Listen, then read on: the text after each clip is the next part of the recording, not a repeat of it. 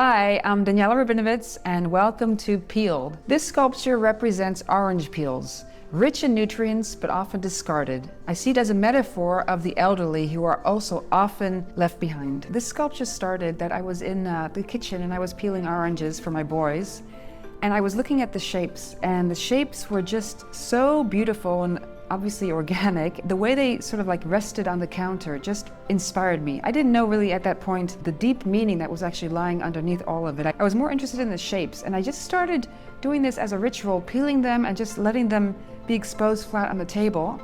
And I had done actually first a whole series of flat works.